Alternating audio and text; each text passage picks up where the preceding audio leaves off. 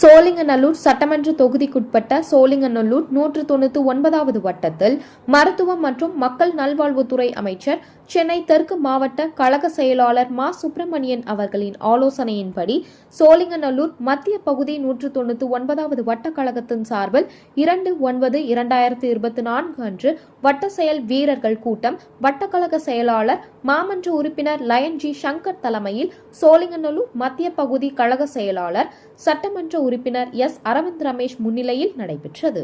இதில் சோழிங்கநல்லூர் சட்டமன்ற உறுப்பினர் எஸ். அரவிந்த் ரமேஷ், சோழிங்கநல்லூர் தொகுதி செயல் வீரர் கூட்டம் பொறுப்பாளர், மாவட்ட கழக பொருளாளர் வேளச்சேரி எஸ். பாஸ்கர் தலைமை, பொதுக்குழு உறுப்பினர்கள் பாலவாக்கம் சோமு, பனையூர் பசீர், எம். கே. ஏழுமலை மாமன்ற உறுப்பினர் க.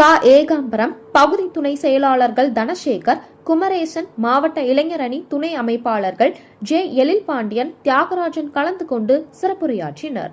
உடன் வட்டக்கழக நிர்வாகிகள், அணிகளின் மாவட்ட துணை அமைப்பாளர்கள், பகுதி அமைப்பாளர், துணை அமைப்பாளர்கள் மற்றும் பாக முகவர்கள், கழக முன்னோடிகள், பொதுமக்கள் கலந்து கொண்டு சிறப்பித்தனர். கம்பெனிகள் கொடுத்து பணம் பார்க்கணும் ஒரு குறிக்கோளோட தான் பார்த்தாங்க.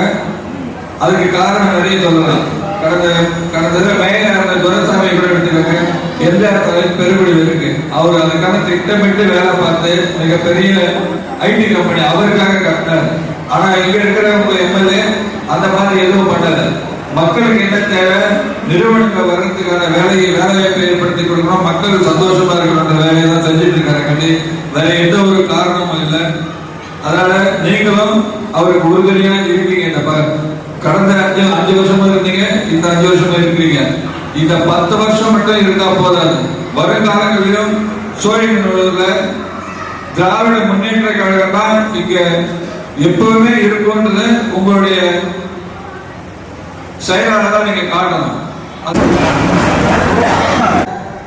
ஜி. சங்கர் அவர்களை நிச்சயம் மிகப்பெரிய வருத்தத்தில் இருந்து கொண்டிருக்கின்றோம். ஆகவேதான் இன்னைக்கு தொடர் நிகழ்வாக தொடர்ந்து இந்த பணிகள் எல்லாம் நடைபெறுவதற்கு தமிழக முதல்வர் அவர்கள் உத்தரவிட்டிருக்கிறார்.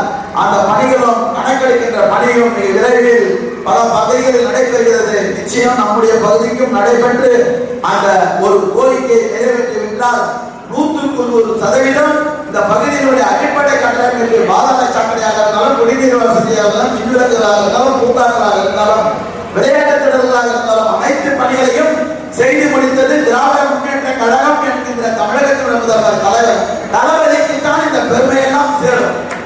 அதில் நாம் ஒரு அமைச்சராக இருப்பதும், அதில் ஒரு பொறுப்பு உறுப்பினர்களாக இருப்பதும் நமக்கு பெருமை அளிக்கின்ற ஒரு நிலையை நம்மால் உணர்ந்து கொள்ள முடிகின்றது.